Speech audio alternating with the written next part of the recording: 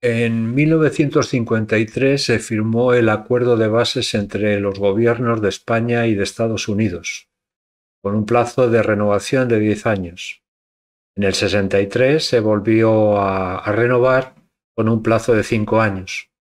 En el periodo que va de 1963 a 1968 la situación había cambiado dependiendo de los gobiernos. Mientras que en el gobierno español había una sensación de descontento, en el gobierno de Estados Unidos estaba virtualmente satisfecho. ¿Por qué el gobierno español estaba descontento? Porque al mismo tiempo que disminuían las contraprestaciones económicas, aumentaba el riesgo asumido. España estaba amenazado de las repercusiones de un eventual conflicto nuclear como se vio en el accidente de Palomares en el año 1966. Otra de las causas del descontento del gobierno español era que no había garantías de reciprocidad defensiva, ni Estados Unidos estaba ayudando a España para que entrara en la organización de la OTAN. Un tercer tema era que las tropas americanas seguían abusando de su posición en España, ya que gozaban de una jurisdicción propia y además tenían facilidades aduaneras. Y para terminar, los militares españoles tenían restringido su acceso a las instalaciones, aunque en el convenio figuraba que las bases eran de utilización conjunta. Por su parte, el gobierno de Estados Unidos se mostraba satisfecho, ya que gozaban de una amplia disponibilidad dada por las autoridades españolas ante sus demandas militares, como la construcción de estaciones de seguimiento dentro de su programa espacial y también por el crecimiento del intercambio comercial y sus inversiones en España. De hecho, el gobierno de Estados Unidos veía con recelo la eventual incorporación de España a la Comunidad Económica Europea, pues ello supondría una desventaja para sus productos, ya que gozaban de un sistema preferencial. Acercándose a la fecha para la renovación del Acuerdo de las Bases, el gobierno español tuvo una postura de firmeza como punto de partida.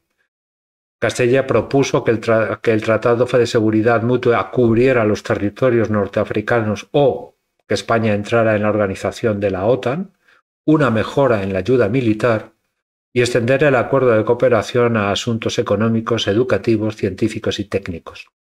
En caso de que no se cumplieran dichas exigencias, se pediría la evacuación y el desmantelamiento de las bases. Incluso el gobierno español amenazó con reemplazar el acuerdo de Estados Unidos y hacerlo con Francia. Estados Unidos rechazó tal propuesta y el gobierno español suspendió la renovación de los convenios.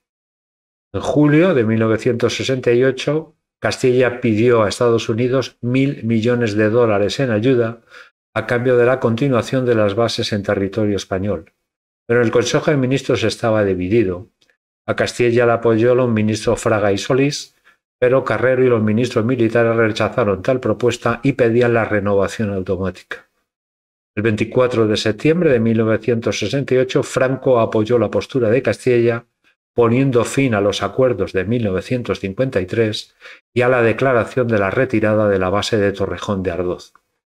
Ante esta noticia, el jefe del Alto Estado Mayor, Muñoz Grandes, protestó diciendo que sin la ayuda de Estados Unidos las Fuerzas Armadas españolas estarían condenadas a la impotencia y sería totalmente imposible recuperar Gibraltar. Pero en noviembre de 1968 Franco estalló y se enfadó muchísimo con el ministro de Exteriores Castella por no haberle sido consultado la retirada del Mediterráneo de la Sexta Flota de los Estados Unidos. Se enfadó porque consideró que no era un buen momento, ya que en agosto de ese mismo año Rusia invadió Checoslovaquia y nuevamente el anticomunismo se volvió a convertir en un valor negociable.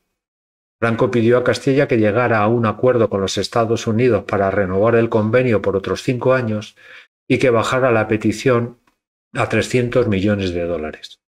Pero nuevamente la propuesta va a ser rechazada por parte del Senado norteamericano, que cada vez se oponía más a incrementar la ayuda económica a España e incluso a llegar a cualquier tipo de acuerdo con Franco. En mayo de 1969, Castilla presentó una nueva oferta: $50 millones en ayuda militar y $25 millones en crédito para la adquisición de armamento. Este nuevo convenio se revisaría en el plazo de un año. Pero desde noviembre de 1968, cuando las elecciones las ganó Richard Nixon, no cambió la política, sino hubo una continuidad de la política norteamericana con relación a España. Seguían interesados en España desde el punto de vista estratégico y sobre todo en la evolución del régimen tras la muerte de Franco. Por eso la política norteamericana se basaba en 3 puntos: mantener buenas relaciones con el régimen, ejercer una presión para persuadir a Franco de que entregara el poder a Juan Carlos en vida y, por último, amplió los contactos con la oposición moderada al franquismo. En agosto de 1970 por fin se firmó el acuerdo de las bases entre España y Estados Unidos. El ministro de Asuntos Exteriores, López Bravo, que fue el sustituto de Castella tras la renovación del gobierno de octubre de 1969, fue el que firmó el convenio. Este convenio incluía la ampliación de la cooperación a educación y cultura, ciencia y tecnología, desarrollo urbano y medio ambiente, agricultura, economía, medios informativos y defensa. Otro punto del convenio era que la titularidad de las bases era exclusivamente española, compromiso por parte de Estados Unidos de no almacenar armas químicas ni biológicas en las instalaciones, aunque en dicho convenio no se articuló ningún mecanismo para verificar dicho acto, y por último un crédito de $125 millones para la compra de material militar de segunda mano. Este tratado seguía sin tener la homologación de la OTAN ni considerado como una relación defensiva bilateral. 2 meses después de la firma del convenio, Richard Nixon visitó España acompañado de su jefe del Consejo Nacional de Seguridad, Henry Kissinger. Una visita relámpago que no llegó ni a las 24 horas. La recepción fue similar a la que se otorgó a Eisenhower en el año 1959 y Richard Nixon se entrevistó con Juan Carlos y Sofía en el Palacio de la Moncloa y tuvo una audiencia con Franco en el Pardo. Terminó con una cena de gala de los diplomáticos con las altas autoridades españolas. El objetivo de este viaje relámpago de Richard Nixon era mantener el control sobre las dictaduras de España y Grecia para afianzar su dominio en el Mediterráneo y sobre todo conocer de primera mano la situación política española ante la eventual desaparición de Franco. Nixon no volvería a España, sin embargo, un año más tarde envió en misión secreta al general Vernon Walters para que se entrevistara con Franco. En dicha entrevista, Franco le confirmó que Juan Carlos sería su sucesor y que no habría ningún problema en España tras su marcha. En enero de 1971 se produjo el primer viaje de Juan Carlos al extranjero, ya con título de rey y sucesor de Franco. Los objetivos de este viaje era mejorar la imagen de España tras el proceso de Burgos y demostrar en el exterior que España tenía resuelto su problema sucesorio.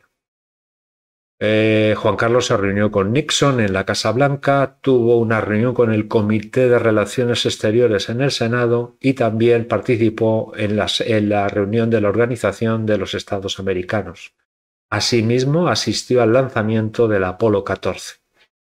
En una declaración que hizo Juan Carlos ante los periodistas cuando le preguntaron sobre el futuro de España, dijo: «Yo creo que el pueblo quiere más libertad. Todo es cuestión de saber a qué velocidad».